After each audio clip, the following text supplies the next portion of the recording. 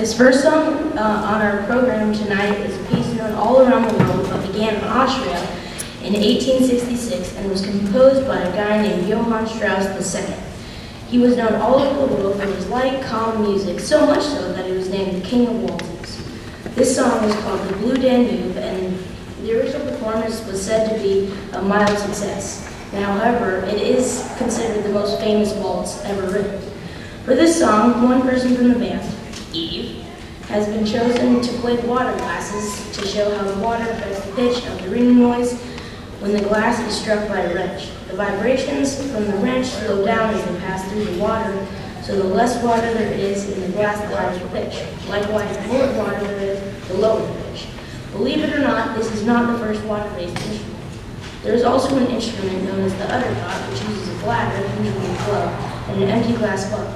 Anyway, with our apologies to Mr. Strauss, here is our version of the Blue Danube.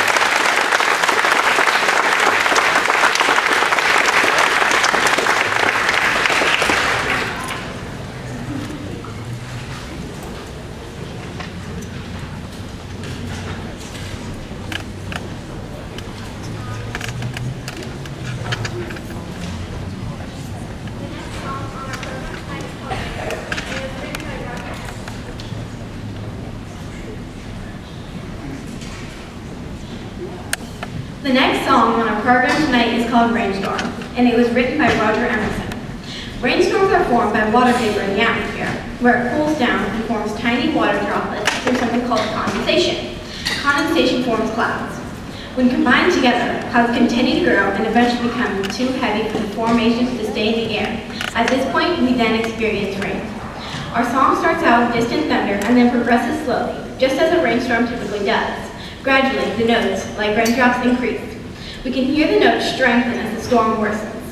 Finally, the notes bring us a gentle decline as the storm passes. Although our song is not metaphorical, it could also represent how conflicts in our life can start small, rage, and then eventually settle into peace. Relax, sit back, and enjoy our rainstorm.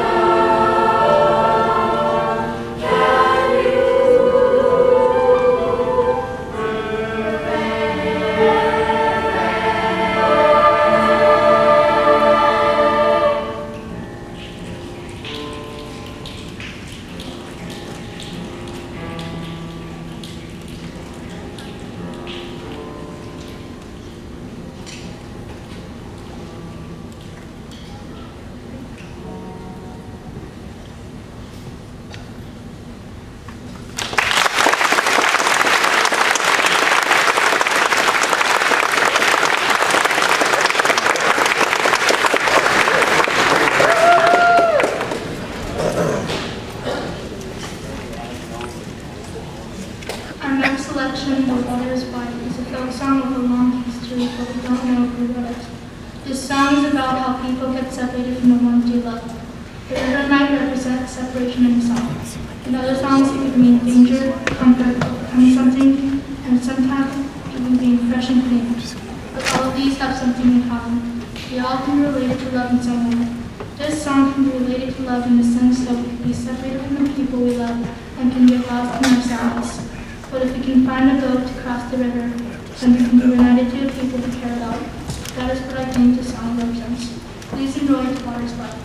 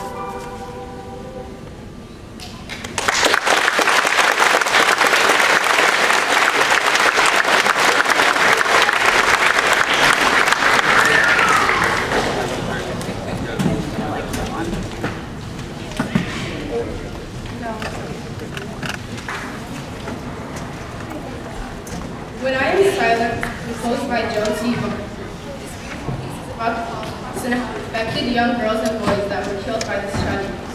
This composer is writing about the thousands of kids that were killed at around her age who will never get to experience life as we see it. As she's asking questions like who will laugh at snowflakes on the tongue, she's writing the perspective of the children killed in the concentration camps.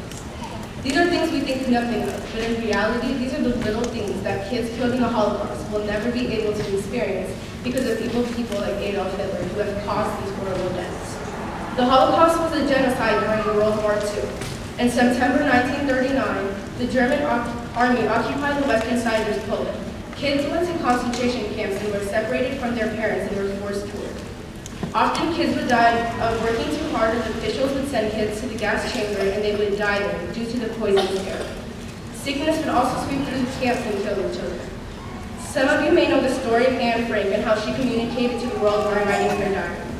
This is how we know what happened to Anne Frank and her family. Her diary is now one of the most important pieces of information we have about what happened during the Holocaust. Joan Varner is talking to us in her song and telling us the hurt and pain she feels for the kids that do not get to do the little things in life that we take advantage of. This piece is made for all the children that were killed in the Holocaust. We sing this song with heavy hearts and emotion, aching for these children who will never get another chance at life.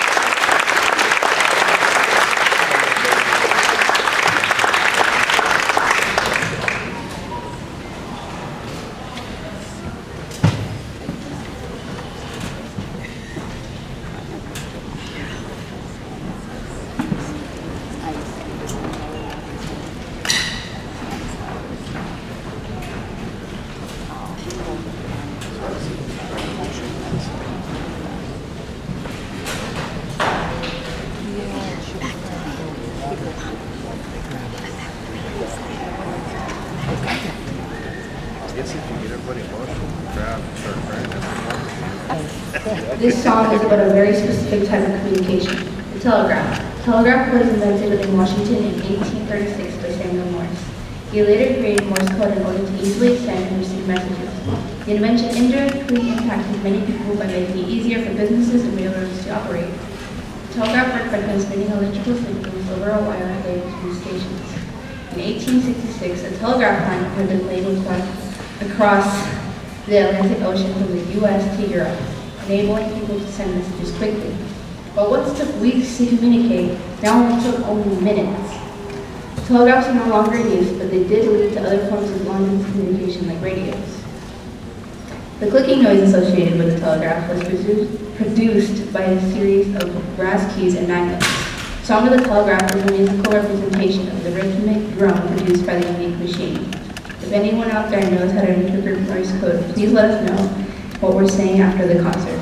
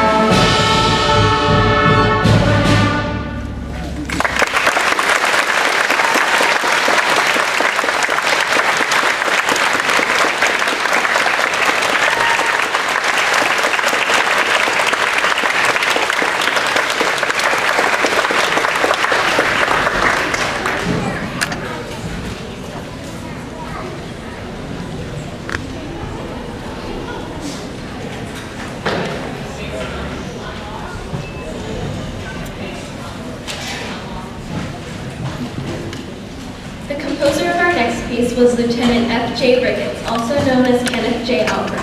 Ricketts was born in 1881 and died in 1945. He was a British Army bandmaster who later became the director of music for the Royal Marines. Service personnel in the Army were not encouraged to have a life outside of the military, so Ricketts wrote and published his compositions under the fake name of Kenneth Alford. In 1914, he wrote Colonel Bogey, a march that was later used in the 1957 film, The Bridge on the River Kwai. The Bridge on the River Kwai is set in 1942 and is about the British prisoners of war being ordered by Japanese captors to build a bridge. During the clip when the soldiers are marching and whistling to this song, it is obvious that the director is trying to set a feeling of hope and triumph that the soldiers can look to when they're feeling down and are ready to give up.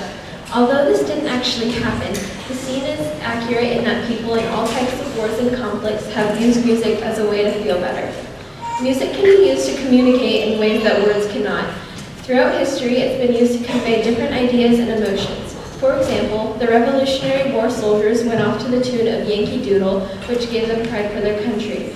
Depression-era optimists and pessimists both sang to Happy Days Are Here Again, which either gave them hope that better days would come or remembrance of the old happy days. And slaves sang spiritual songs, which gave them a feeling of solidarity and a purpose to be alive. Communication is very important in music. You have to speak to the audience without words. Colonel Bogey is the story of British soldiers and the hope that they had for their future.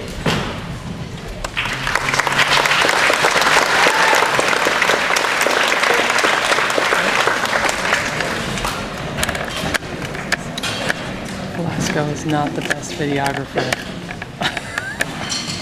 Sorry, Donna. Look at another song.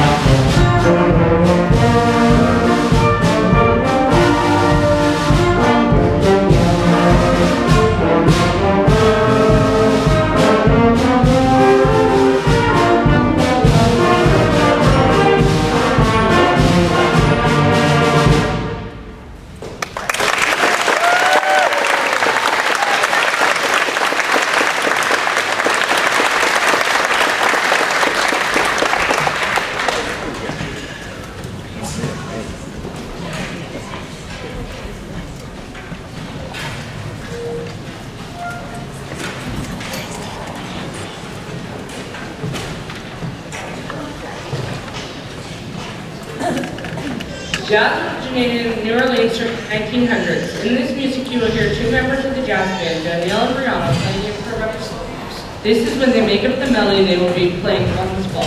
Jazz uses virtuosity, melody, and arrangement to communicate story to the listeners. Jazz band members communicate to each other by changing the tempo or speed of music, or doing other things like changing the volume level. This next song is called Uncle Milo's Sideshow. We hope that you enjoy this beautiful piece presented by our jazz band.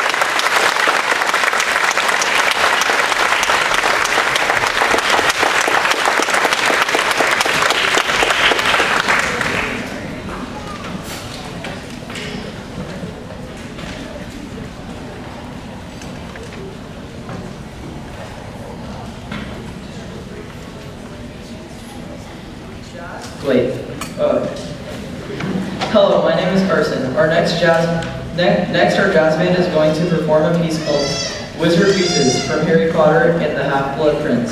Wizards are thought to possess magical powers or to command supernatural forces.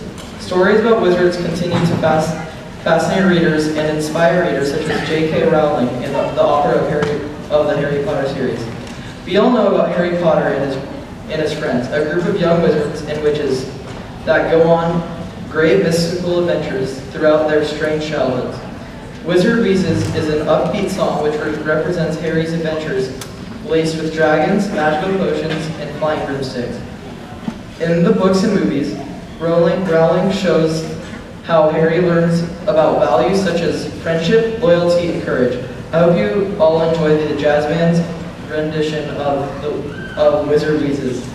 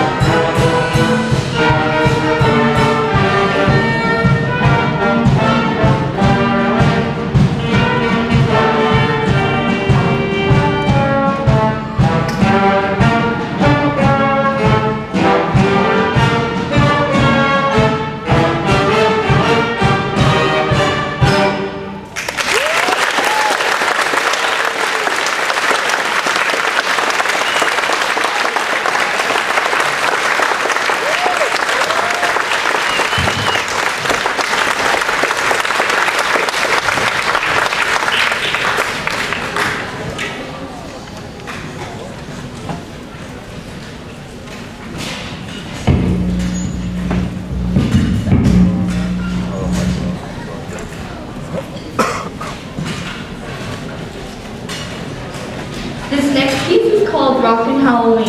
As said in the name, Rockin' Halloween is a mix of songs about Halloween. It consists of 3 songs: Ghostbusters, Werewolves of London, and Scooby-Doo, Where Are You?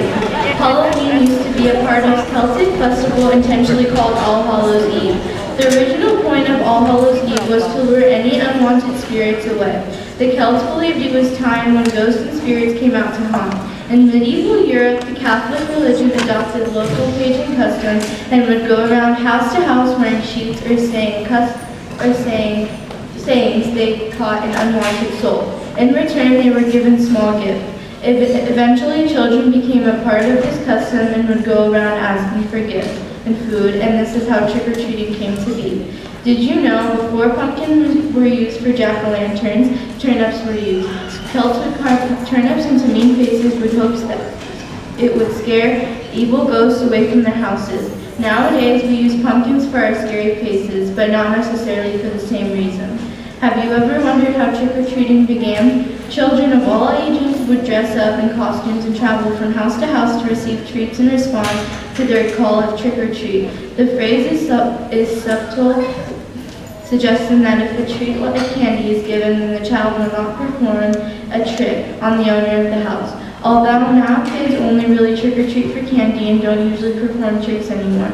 At least we hope so. Please enjoy our final selection this evening.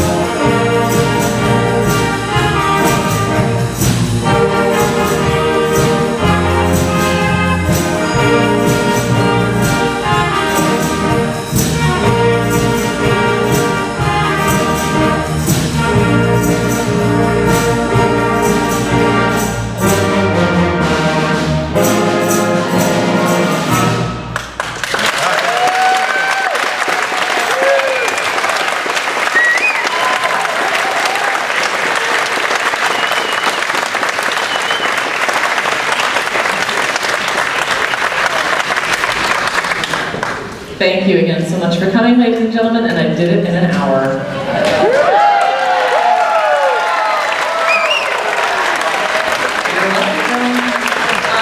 Seriously though, if we could get the chairs stacked, that'd be awesome. They have work to do, so don't bother them yet. Thanks. Oh boy. Oh, I should turn this off.